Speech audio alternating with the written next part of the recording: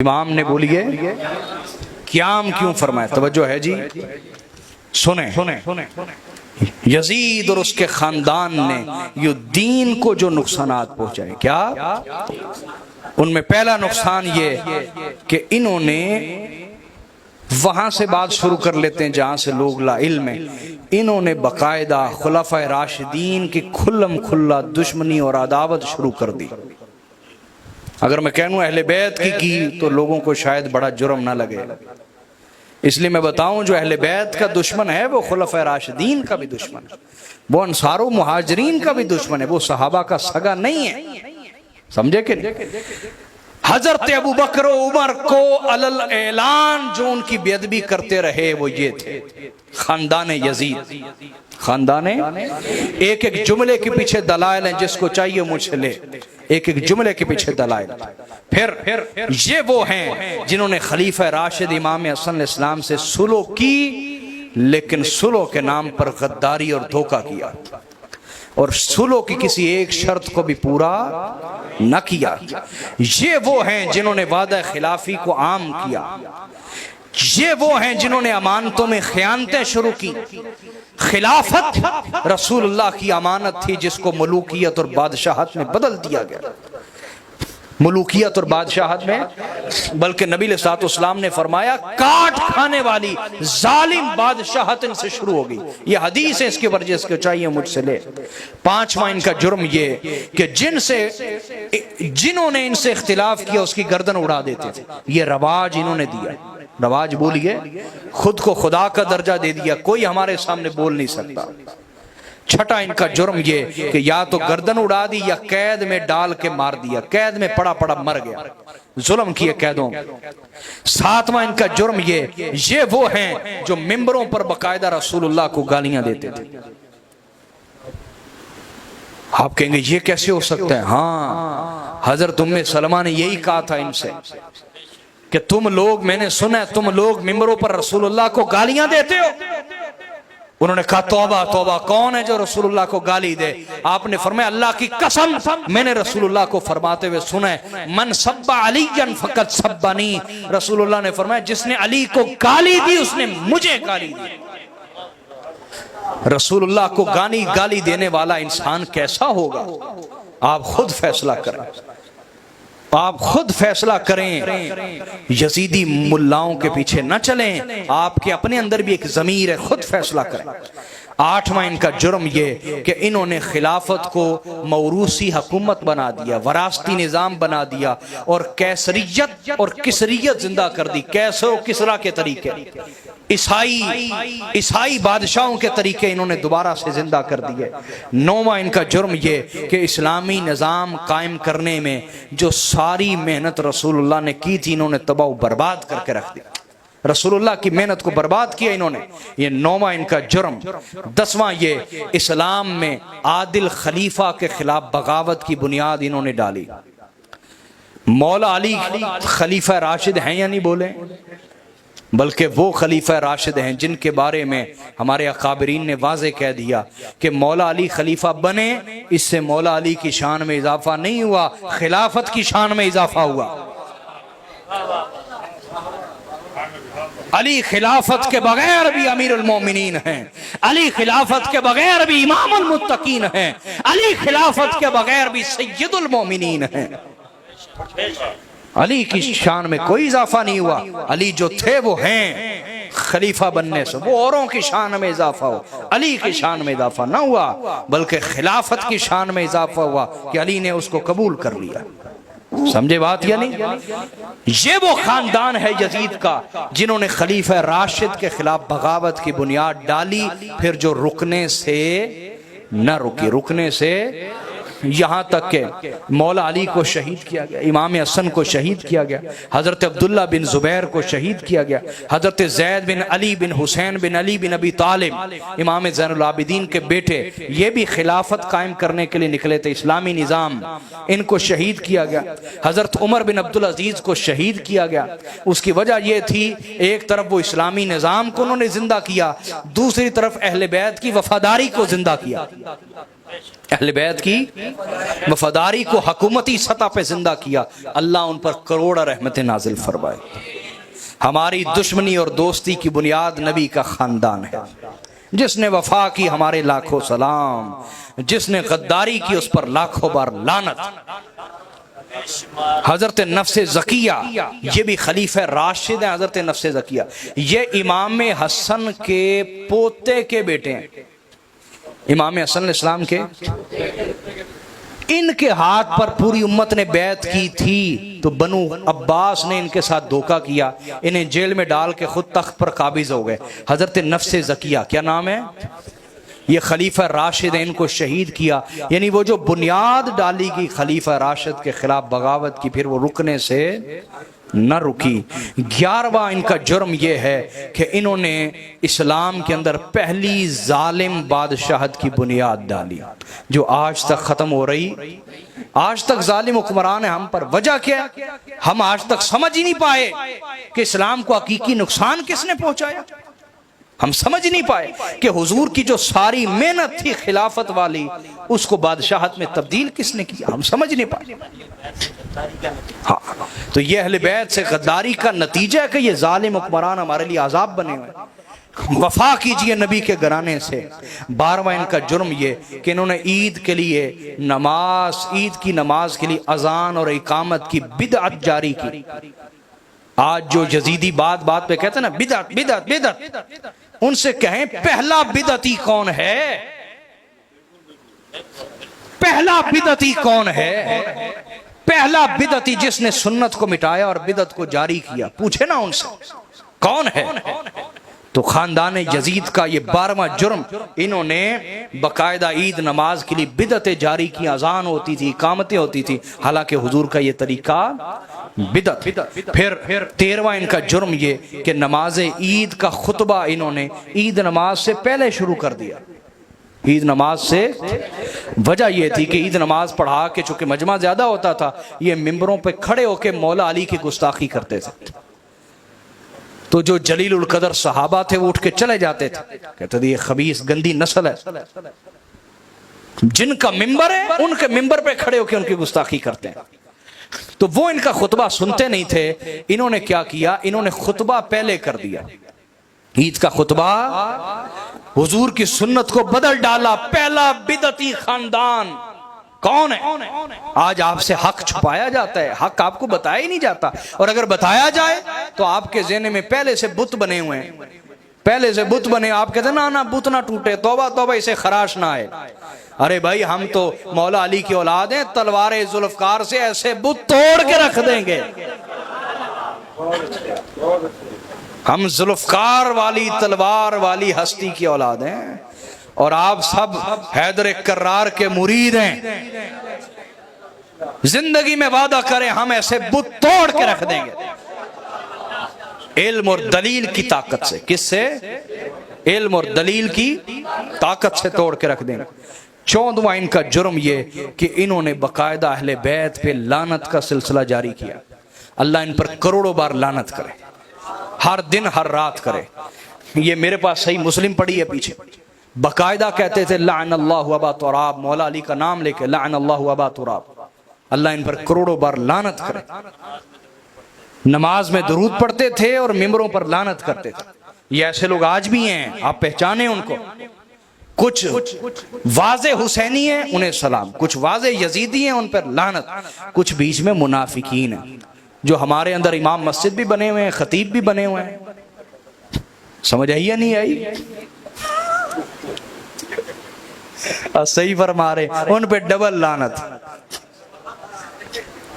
वजह क्या है? कुरान ने कहा ला इलाहा उला व ला इलाहा उला, ना इधर के ना उधर के, ना इधर के ना इन्हें जन्नत में अहले बैत नहीं जाने देंगे, और दोज़ख में उनकी पिटाई करेंगे यजीदी।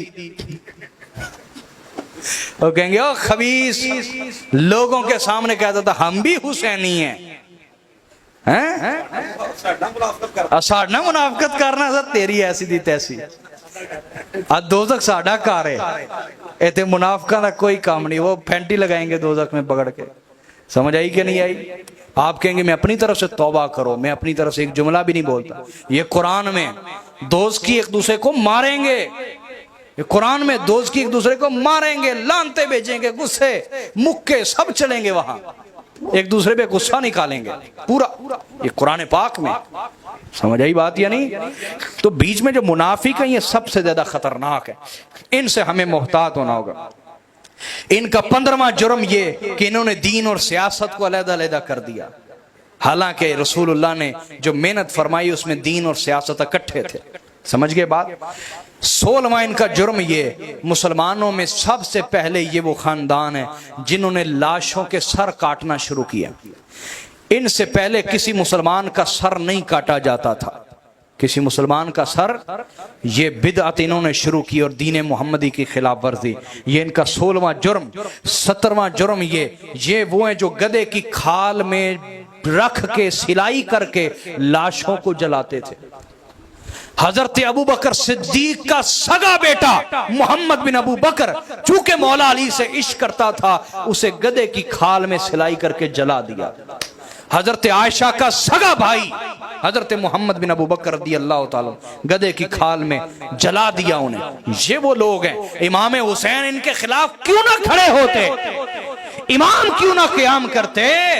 अगर इमाम क़याम ना करते, जिस तरह हर तरफ चुप चुप चुप चुप थी, खबरदार बोलना नहीं, सर कट जाएगा, खबरदार बोलना नहीं, घर उजड़ जाएगा, ये चुप चुप जिस तरह थी, 30-40 साल के बाद जो नस्ल आनी थी उन्हें पता ही नहीं होना था हकीकी इस्लाम है क्या। मैं और आप सब मकरूज हैं हुसैन के।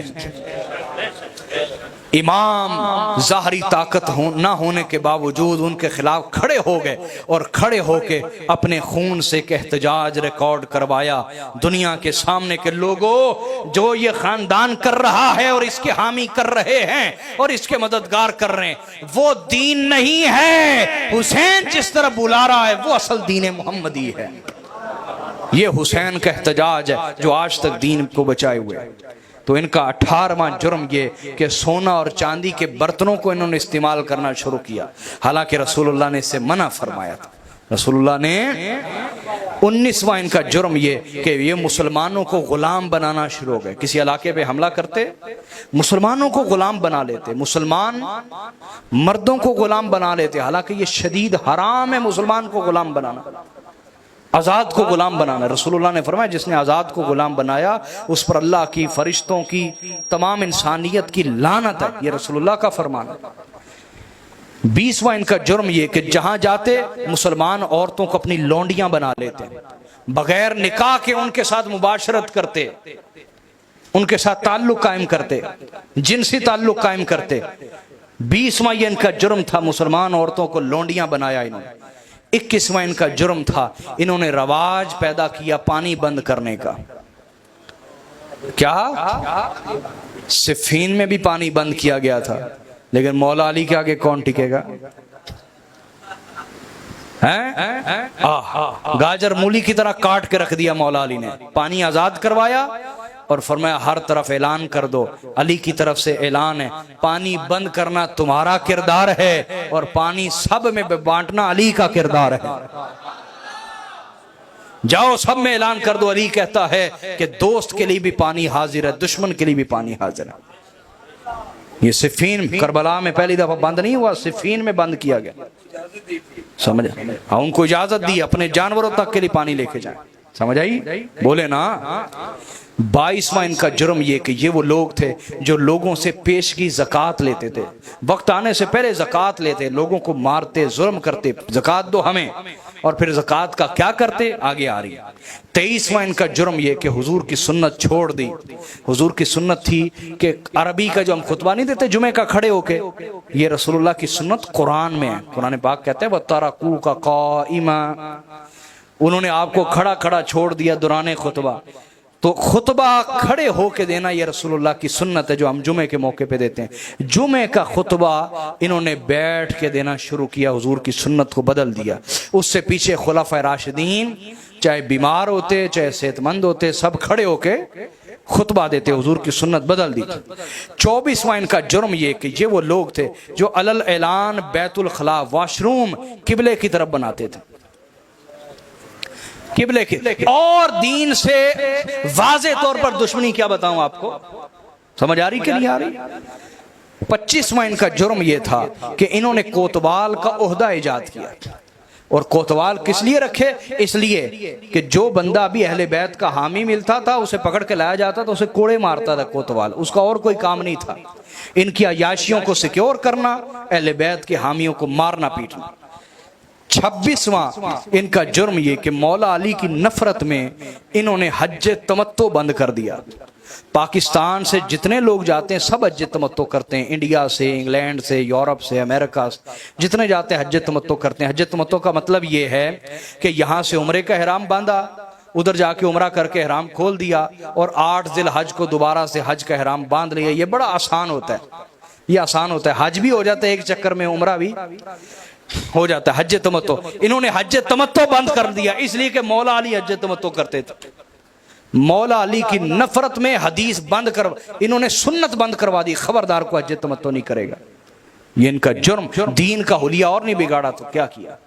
फिर 27वां इनका जुर्म यह था कि बैत लेते वक्त कसम लेते थे, बैत लेते वक्त कसम लेते थे। और कसम भी कैसे, यानी ये बैत लेते थे कि तुम हमसे वफादार रहोगे तलवार के जोर पे। और बैत कैसी कि अगर मैंने बैत तोड़ी और जनाब यजीद से पीछे हटा तो मेरी बीवी को 3 तलाक है। ये रवाज शुरू किए इन्होंने। और कुछ मौलवी भी इनके पीछे लग गए कि जनाब जो जबरन तलाक दे दे उसकी बीवी को भी तलाक हो गई। हद हो गई, इस्लाम ऐसा बेवकूफी वाला दीन नहीं।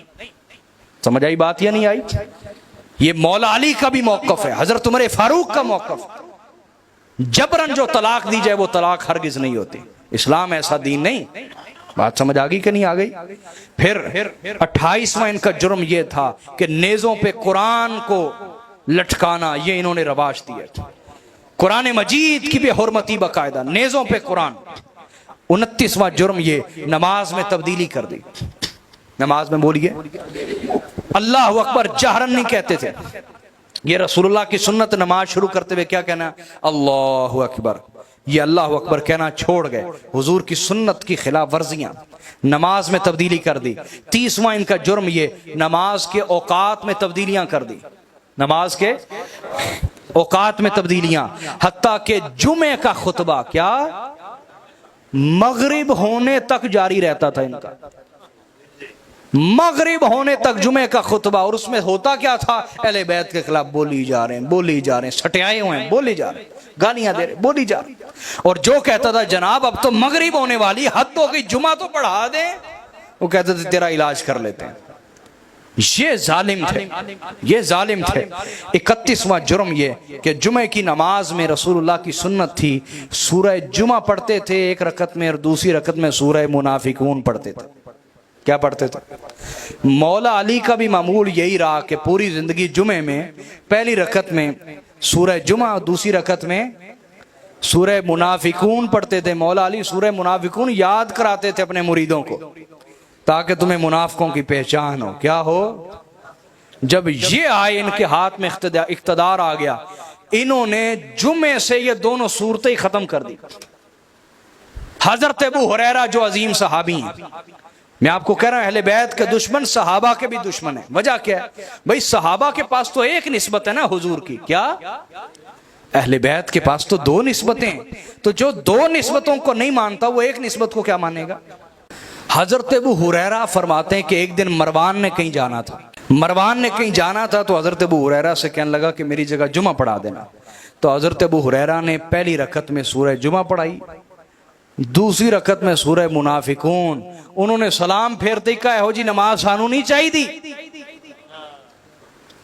हजरत अबू हुरैरा ने क्या हुआ, उन्होंने कहा ये नमाज जुमे की तो अली पढ़ाया करता था, ये तो अली जुमे की नमाज पढ़ाता था, हमें ऐसी नमाज नहीं चाहिए। हजरत अबू हुरैरा ने कहा खुदा तुम्हें गारत करे, ये सुन्नत तो रसूलुल्लाह की है और अली अलैहि सलाम का कोई अमल हुजूर की सुन्नत के खिलाफ होता ही नहीं था। तो तुम मौला अली की नफरत में हुजूर की सुन्नत से नफरत करने लग गए। ये वो लोग थे। ये इनका 31वां जुर्म था कि मौला अली से चिढ़ इन्हें कुफर तक ले गई। क्या 32वां इनका जुर्म ये था, इन्होंने हज में तब्दीली कर दी। हज में तलबी नहीं पढ़ते लब्बैक अल्लाहुम्मा लब्बैक, इन्होंने इसको बंद करवा दिया। क्या करवा दिया? लब्बैक अल्लाहुम्मा लब्बैक को बंद करवा दिया, हज भी बदल दिया इन्होंने। ये दलाइल हैं, इस पे आप पढ़ें लेके किताबें। 33वां इनका जुर्म ये कि हज में मिना के मैदान में कसर नमाज पढ़ी जाती है, 2 रखते, 4 रखते पढ़ी जाती। इन्होंने मौला अली की नफरत में कि मौला अली 2 रखते पढ़ाते थे, इन्होंने 4 पढ़ाना शुरू कर दी, हज का हुलिया बिगाड़ दिया। 34वां इनका जुर्म ये कि ये वो खानदान है जिनके खिलाफ इमाम हुसैन खड़े हुए, इन्होंने कुफार को ओहदे दिए। सहाबा इकराम जलीलुल कदर सहाबा के होते हुए इन्होंने कुफार को ओहदे दिए। वजीर तालीम ईसाई था बनु उमैया के दौर में, शाही तबीब ईसाई था, शाही तबीब, हाँ शाही तबीब ईसाई था। मुशीर आला जिसके मशवरे से हर फैसला जारी होता था, यह भी ईसाई था। ये यजीद को खानदान में मिले थे तीनों, वरासत में मिले थे तीनों, समझ आ रही है? वजीर तालीम ईसाई, शाही तबीब ईसाई, मुशीर आला ईसाई। तो क्या वो इस्लाम के हक में मशवरे देते होंगे? और उनके मशवरों पे चलने वाले कैसे लोग होंगे? चौथा दरबारी शायर भी इनका ईसाई था, दरबारी शायर भी, और यजीद की वालिदा मोहतरमा भी ईसाई थी। ये इनका जुर्म में है। 35वां जुर्म ये भी है इनका। अच्छा, तो इनका ये भी जुर्म है, ये मैंने यहां नोट नहीं किया हुआ, ये आप नोट कर लें। ये वो लोग हैं जिन्होंने हुकूमती सतह पर गैर मुस्लिम लड़कियों से निकाह को रवाज दिया था। अब जारी सी बात, जो गैर मुस्लिम लड़कियां होती वो पर्दे का एहतमाम नहीं करती, हया फहाशी उनमें आम है, तो मुसलमान लड़के उनकी तरफ ज्यादा माइल होंगे ना, उनकी तरफ ज्यादा माइल होंगे। तो फहाशी का बाकायदा बाजार इन्होंने खोला। क्या 35वां इनका जुर्म ये, ज़कात जो खालिसतन मुसलमानों का हक है। किन का हक है? जिसकी नींद पूरी होगी जरा जाग जाए, जाग जाए, जिसकी नींद पूरी हुई है जागे जरा। ज़कात मुसलमानों का हक है। किसका हक है? 35वां इनका जुर्म यह है कि ज़कात के महकमे के अफसरान इन्होंने ईसाई मुकर्रर किए हुए थे। और पीछे क्या रह जाता है? 36वां जुर्म, ज़कात के माल हुक्मरान अपनी अयाशियों पे खर्च करते थे।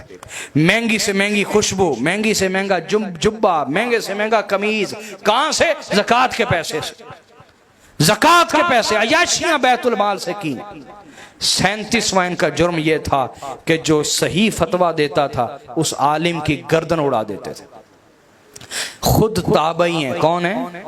सईद बिन जुबैर। उनसे किसी ने मस्जिद में मसला पूछा, उन्होंने जवाब दे दिया। जब वो उठ के चला गया ना, सईद बिन जुबैर पीछे ही आ गए, कहने लगे मेरे भाई रुक जाओ, वो जो फतवा मैंने मस्जिद में दिया था वो गलत था, मैंने अपनी जान बचाई थी, सही फतवा ये है। तो उन्होंने कहा कि आप जान बचाने वालों में से? उन्होंने कहा नहीं, मैं जान बचाने वालों में से नहीं, लेकिन अगर मुझ जैसे भी नहीं रहेंगे ना जो खुफिया तरीके से ही हक बता देते हैं, तो फिर तुम्हें हक बताने वाला कौन रहेगा? ये अहले बैत के दुश्मन जुल्म इतना करते हैं। हम खुफिया तौर पर हक बताने वाले तो हैं ना हुसैनी, अगर हम भी ना रहे तो क्या बनेगा? ये वो लोग थे सही फतवा देने पर गर्दन उड़ा देते थे। 38वां 38 जो इनका जुर्म था ये था कि नेकी से रोकते थे, बुराई का हुक्म देते थे बकायदा। क्या क्या सूरतें थी आपको बताऊंगा इंशाल्लाह। 39वां इनका जुर्म ये था, या किसी ने पढ़ना हो तो मेरे पास आए। 39वां इनका जुर्म ये था, ये वो थे जिन्होंने सूदी कारोबार का दोबारा से आगाज किया था। रसूलुल्लाह हराम कर गए सूद के कारोबार को, इन्होंने दोबारा से शुरू किया। 40वां इनका जुर्म यह था कि सदका फितर जो फितराना है उसके हकाम भी इन्होंने बदल दिए। बोलिए बदल दिए। तो इमाम क्यों ना क़याम करते? चुप चुप चुप चुप हर जुबान पे लगा दी थी इन्होंने, खबरदार बोलना नहीं, बोलना नहीं, बोलना नहीं। पीर नसीरुद्दीन गिलानी ने नहीं फरमाया यजीदे वक्त के आगे खड़े हैं सब खामोश, यजीदे वक्त के आगे खड़े हैं सब खामोश, हुसैन ही जो चलाए तो कोई बात चले।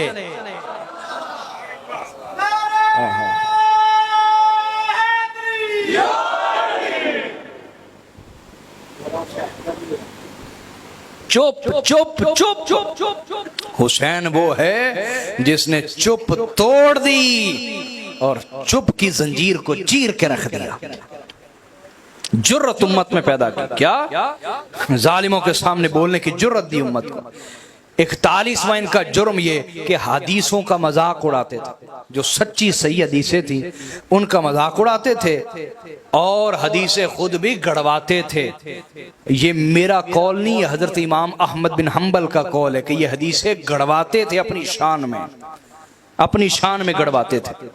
42वां इनका जुर्म ये कि सुन्नत का मजाक उड़ाते थे अलल ऐलान। क्या सुन्नत का? अंसार सहाबाई किराम ने कहा ना, हदीस का मजाक उड़ाते थे। अंसार सहाबा ने कहा तुम हम पे कर लो जुल्म, हुजूर ने हमें कहा था मेरे अंसार मेरे बाद तुम पे जुल्म किए जाएंगे। इन्होंने कहा अच्छा, हुजूर ने फिर आगे क्या कहा था?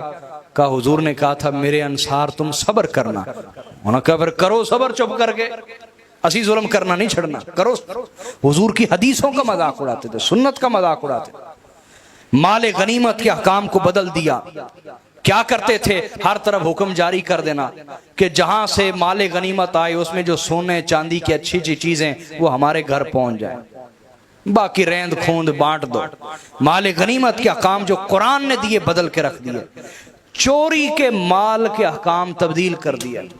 साढ़े ऐलान दो चोरी के माल के अहकाम। ये 44वां जुर्म।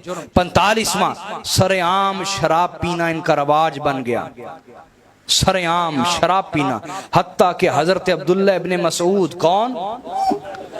ये वो सहाबी रसूल हैं हजरत अब्दुल्ला इब्ने मसूद के मसरूक ताबई कहते हैं अगर कुल सहाबा का इल्म जमा करो तो 2 हस्तियों में जमा होता है, अली बिन अबी तालिब और हजरत अब्दुल्ला इब्ने मसूद।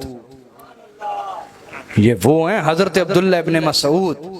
और रसूलुल्लाह ने फरमाया जिस चीज को अब्दुल्ला इब्ने मसूद ठीक कह दे वो अल्लाह के यहाँ भी ठीक होती है। हजरत अब्दुल्ला इब्ने मसूद नमाज पढ़ रहे हैं उमवी गवर्नर के आगे और उसने शराब पी हुई है। क्या पी हुई है? शराब पी के फजर की नमाज पढ़ा रहा है। फजर की कितने रखते हैं? बोलो ना, कितने फर्ज हैं? 4 रखते हैं। फजर की पढ़ा के सलाम फेर के कहने लगा 2 और ना पढ़ा दे मां, और ना पढ़ा दे। शराब में दूध था। हजरत अब्दुल्ला इब्ने मसूद पीछे नमाज पढ़ रहे हैं। उन्होंने कहा लानत हो, ये कौन से लोगों से हमारा आमना सामना हो गया? ये हमारे हुक्मरान बन बैठे, ये हमारे हुक्मरान। तो जो अहले बैत के दुश्मन हैं वो अंसार व मुहाजिरीन के भी दुश्मन। समझ आई बात? लोगों को खरीदना इनका 46वां जुर्म था। पैसे पे खरीदते थे लोगों को, खरीदते। 47वां जुर्म औरत को बतौर रिश्वत इस्तेमाल करते थे। औरत को, कोई जवान है तो खूबसूरत औरत भेज दी उसके पास, या कोई औरतों का शौकीन मर्द है, उस सरदार है, उसके पास खूबसूरत औरत तोहफे के तौर पर भेज दी। औरत को बतौर रिश्वत। इस्लाम पहले तो होता था काफिरों में, लेकिन मुसलमानों में ऐसा कोई रवाज वो इन्होंने शुरू किया, इन्होंने शुरू किया। और 48वां इनका जुर्म ये बच्चों को ज़िबा करना। हालांकि मेरे नबी हुक्म देते थे काफिरों के बच्चों को भी कत्ल न करना जंग में। इन्होंने मुसलमान तो क्या अहले बैत के बच्चों को भी ज़िबा करना शुरू कर दिया। बुसर बिन अबी अरतात ये जालिम तरीन गवर्नर था। इसने जब यमन पे हमला किया तो वहां रसूलुल्लाह के चचाजाद भाई हैं, रसूलुल्लाह के चचाजाद भाई उबैदुल्लाह इब्ने अब्बास, वो गवर्नर थे, वो घर पे नहीं थे। इन्होंने घर पे हमला किया, नबी के घर पे हमला किया, खानदान नबूवत के घर पे हमला किया। उस वक्त उनकी औरत और उनके 2 बच्चे थे छोटे छोटे। इन जालिमों ने बच्चों को उल्टा पकड़ के, इधर देखो मेरी तरफ, पकड़ के ऐसे टांगों से पकड़ के चीर के 2 हिस्से कर दिया। उन बच्चों की माएं ये मंजर देख के पागल और दीवानी हो गई। ये नबी के घराने पे जुल्म करते रहे और तुम इनकी हिमायत करते हो यजीदी मुल्लाओं के पीछे लग के। ऐसी जिंदगी से मौत बेहतर है। हम हुसैनी हैं, यजीद और उसके खानदान की कभी हिमायत नहीं करेंगे। बात समझ गई है? सुनने ये वो लोग हैं जिन्होंने बच्चों को ज़िबा करना रवाज दिया। 49वां जो इनका जुर्म है, इन्होंने अहले बैत की दुश्मनी को आम किया, नासबियत को आम करना ये इनका वतीरा बना। 50वां इनका जुर्म ये खूनी रिश्तेदारियों का एहतराम खत्म कर दिया, वरना खूनी रिश्तेदारियों का बड़ा एहतराम था जो इस्लाम ने हुक्म दिए। अगला इनका जुर्म 51वां जुर्म इनका ये है, हरामी बच्चों का नसब साबित नहीं हो सकता। हरामी बच्चों का नसब साबित हो सकता, इन्होंने हरामी बच्चों का नसब साबित किया और उनको अपना भाई और चचा करार दे दिया, हरामी बच्चों को। इनका अगला जुर्म ये जिना और फहाशी को आम किया। अगला जुर्म ये मुहर्रमात से जिना किए, इन्होंने सगी माओं से निकाह किए, वो जिना ही थे और क्या थे। मुहर्रमात से जिना, मुहर्रमात वो औरत जो आप पर कभी हलाल नहीं हो सकती, उनके साथ निकाह किए इन्होंने। नमाज को तर्क करना इनका रवाज था, हलाल और हराम की तमीज खत्म कर देना। अगला जुर्म अहले बैत रसूल का कत्ले आम करना। अगला जुर्म रसूल जादियों की बेहुरमती करना। इधर देखो मेरी तरफ, आपकी बहन या बेटी का कोई पर्दा उतारे बीच बाजार, फिर मैं देखता हूं आप उससे एहतराम का रिश्ता रखेंगे? बोलो, अगर दिल में ईमान है तो जिसने नबी की बेटियों के पर्दे खींचे और उनके सर नंगे किए, तुम उनकी हिमायत का सोचो भी तो तुम कुफ्र पे हो। ये हालत काफिरों वाली हालत तो हो सकती, मुसलमानों वाली हालत नहीं। अंदर ईमान हो तो नबी की बेटियों के पर्दे तक तो हाथ पहुंचने वाला दूर की बात, जो ऐसा सोचे भी तो इंसान उसकी हिमायत नहीं कर सकता। क्यों भी मैं ठीक कह रहा हूं या नहीं कह रहा? सच्ची गवाही दें। 57वां इनका जुर्म ये कि रसूल ज़ादों के सर काट के नेज़ों पे चढ़ाए। नेज़ों पे चढ़ाए जाने का कभी इस्लाम में रवाज नहीं था, सरों को नेज़े पे चढ़ाना। चढ़ाया भी तो नबी की औलाद के सर। ये इनका जुर्म, कुछ जुर्म पहले कुछ जुर्म बाद के जो मैं बता रहा हूँ। और इनका अगला जुर्म ये शहादतों पर खुशी मनाना इन्होंने शुरू की। सुनन नबी दाऊद में है, उम्दतुल कारी में इमाम ऐनी की किताब मेरे पीछे पड़ी इधर, इमाम हसन इस्लाम की शहादत की खबर मिली तो खुशी का इजहार किया गया। अकल वालों ने तो कहा दुश्मन मरे तो खुशी न करिए, सजना भी टुर जाना। इमाम हसन जो नबी की औलाद और नबी के दिल का चैन है, उनकी शहादत की खबर मिलने पर खुशियां करते रहे। और इनका अगला जुर्म ये 59वां जो इनका जुर्म है, जाहली असबियत को जिंदा किया, हमीयत को जिंदा किया, जाहली जिद्दबाजी को इन्होंने दोबारा से जिंदा किया। 60वां जुर्म ये मुसलमान औरतों को बेचना शुरू कर दिया पैसे के ऊपर, ये इन्होंने शुरू किया। अगला इनका जुर्म ये जहर के जरिए से दुश्मनों को मारने की बुरी रस्म का आगाज इन्होंने किया इस्लाम के अंदर, इससे पहले इस्लाम में यह रवाज ना था। अगला जुर्म ये कि जो कंकर मारे उसके हाथ काट दे, ये इन्होंने शुरू किया। ज़ियाद जो हराम ज़्यादा था, ये मैं गाली नहीं दे रहा, वो बाकी हराम ज़्यादा था, कुतुब हदीस है, हराम ज़्यादा था, हराम ज़्यादा। जब वो मौला अली को मिंबर पे गाली दे रहा था तो 80 सहाबा इकराम खड़े हो गए। कितने? उन्होंने हाथ में कंकरी पकड़ के मारी उसको, कंकरी। कहा मुंह बंद रख, तेरी जुर्रत कैसे हुई अली को गाली देते? उसने सिपाहियों से कहा, गवर्नर था वो कूफे का, उसने कहा ये मुझे जिंदा चाहिए। सबको गिरफ्तार करके 80 जलीलुल कदर लोगों के हाथ काट दिए। जो मौला अली की हिमायत में उठे वो हाथ काट दिए इन्होंने, जो मौला अली के दिफा में उठे वो हाथ काट दिए इन्होंने। और आज जानते हो यजीदी, उनके पास वो ताकतें नहीं, वो इख्तियार नहीं, वरना वो हमारे साथ भी यही करते। लेकिन फिर भी हम पीछे कभी ना हटते, अल्लाह की कसम कभी पीछे ना हटते। इनका 63वां जुर्म ये है जो मैंने अभी बता दिया कि हरामजादों का नसब साबित किया इन्होंने। 64वां जुर्म ये कि तहरीरी वादे करके मुकर जाते थे, उससे किया वादा तहरीरी, उससे मुकर गए, उससे वादा किया उससे मुकर गए।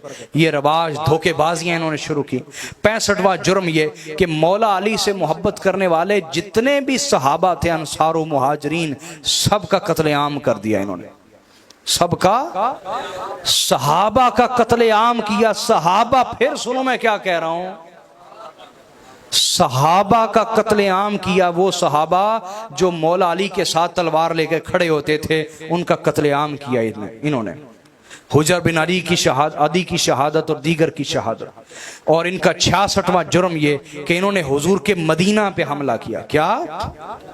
हुजूर के मदीना पे।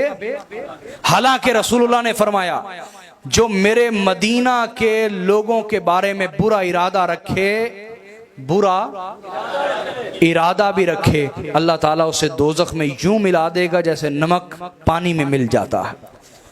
इन्होंने मदीना पे हमला किया। मदीना पे बोलिए, हुजूर की इज्जत को पमाल किया, हुजूर की इज्जत को पमाल किया। मस्जिद नबी में घोड़े बांधे, गधे बांधे, उन्होंने पेशाब पखाने किए। मस्जिद नबी में ताड़े मोहल्ले दी मस्जिद की गल नहीं कर रहा, रसूलुल्लाह की मस्जिद की इज्जत को पमाल करके रख दिया इन्होंने। दलाइल है कुतुब हदीस के अंदर, जिसको चाहिए मुझसे ले। अहले मदीना को खौफजदा किया, ये जुर्म। बस 72 जुर्म इनके गिनवाने लगा। उधर 72 शहादतें थी ना, इनके 72 जुर्म गिनवा रहा हूं आपको। इनका 68वां जुर्म ये वाक़या हर्रा, जो अभी मैंने सहाबा का कत्लेआम किया, मदीना का कत्लेआम किया इन्होंने। इनका 69वां जुर्म ये 3 दिन के लिए मदीना की इज्जत, इन्होंने कहा तुम पर हलाल है, अपने सिपाहियों से कहा। उन्होंने घरों में घुस के जवान बच्चियों को निकाल लिया और उनसे बदकारियां की। ये मैं दौरे रसूल के बाद की बात सुना रहा हूं, अभी 100 साल पूरे नहीं हुए। अभी हुजूर को गए, अभी रसूलुल्लाह को गए इस दुनिया से सिर्फ 50 साल हुए हैं।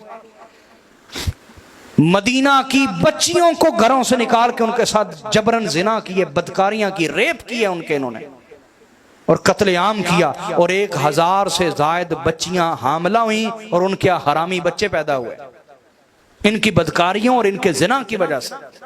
और इनका 70वां जुर्म यही है जो मैंने अभी बता दिया। 1000 से जायद सहाबा इकराम की बेटियां, सहाबा की पोतियां, सहाबा की नवासियां जिना से हमला हुई। और तुम किन की हिमायत कर रहे हो? बनु मैया की। सोचो जरा, कान खोल के सुनो। और 71वां जुर्म ये कि मस्जिद नबी में नमाज का निज़ाम इन्होंने मुअत्तल कर दिया। जब से रसूलुल्लाह ने नमाज का निज़ाम कायम किया मस्जिद नबी में, कभी मुअत्तल हुआ? इन्होंने नमाजों का निज़ाम मुअत्तल कर दिया। बोले ना, काबातुल्लाह पे भी इन्होंने हमला किया, काबातुल्लाह पे हमला किया बाकायदा। और काबातुल्लाह पे हमला करके काबातुल्लाह की इमारत को शहीद कर दिया और काबातुल्लाह के खिलाफ को जला दिया। काबातुल्लाह के खिलाफ को। अब इमाम हुसैन इसके खिलाफ खड़े हुए। अगर इमाम खड़े ना होते, मुझे ईमान से बताओ, अगले 40 साल के बाद अगली नस्ल को पता चलना था कि दीन मोहम्मदी है क्या? ईमानदारी से बताओ। और दूसरी बात, अगर इमाम हुसैन उस वक्त जान बचाते और दीन ना बचाते तो फिर क़यामत तक हम में से कोई भी जुल्म के खिलाफ खड़ा होना था। हमने कहना था जब नबी की औलाद ने जानें बचाई हैं तो हम क्यों अपनी जानें ना बचाएं? हम क्यों ना अपनी जानें बचाएं? ये जो क़यामत तक के लिए उम्मत के अंदर शऊर को जिंदा किया और हक के लिए कुर्बानी देने का जज्बा पैदा किया, ये हुसैन के क़याम ने किया है। ये उस क़याम का नतीजा है। उस क़याम का बोलिए ना, उस क़याम का नतीजा है कि हक कायम हो गया। हक बोलिए। और हुर्रियत कायम हो गई। लोगों को जुर्रत मिल गई कि अगर हुसैन तन्हा होते हुए जालिम के सामने हक बोल सकते, हम क्यों नहीं बोल सकते? ये जुर्रत नसीब हो गई, हुर्रियत और आज़ादी कायम हो गई। हक बोलने का हक इंसानियत को हुसैन के क़याम के सदके मिला। अकीदा ला इलाहा इल्लल्लाह की बका हुसैन के क़याम के सदके हुई। ये उसका नतीजा है क़याम का। और चुप चुप चुप जो लोगों के मुंहों पे लगा दी गई थी, हुसैन ने तोड़ के रख दी और लोगों को हक बोलने की जुर्रत अता की। ये उस क़याम का नतीजा था। जुल्म की जंजीर को चीर दिया, ये उस क़याम का नतीजा था। दीन अपनी असली हालत पर कायम रहा। कायम रहा और दोबारा से बहाल हो गया, दोबारा से बहाल हो गया। ये उस क़याम का नतीजा था। ऐसा एहतजाज इमाम हुसैन ने रिकॉर्ड करवाया खून और कुर्बानियों से, जो मुखालिफीन अहले बैत के लिए हमेशा दलील बना कि ये मुखालिफीन अहले बैत बेदीन है, असल दीन अहले बैत के पास है। ये उस क़याम का नतीजा है। आज हर सच्चा मुसन्निफ, हर सच्चे मुसन्निफ के कलम को हुसैन का फैज जारी है। आज हर सच्चे सहाफी के पास हुसैन के फैज का नूर है। जो भी लिखने वाला है सच, वो हुसैन के फैज का नूर पा रहा है। ये उस क़याम का नतीजा है। हर दयानतदार काजी और जज, उसके पीछे हुसैन की मेहनत है और हुसैन के क़याम की मेहनत है। हर हक बोलने वाला, हक गो आलिम, उसके सीने में हुसैनियत की तासीर है। अगर वो बोल रहा है तो ये हुसैन के क़याम का सदका है। अल्लाह रब्बुल इज्जत हमें हुसैनियत पे जिंदगी और मौत अता फरमाए। वमा अलैना इल्लल बलागुल मुबीन।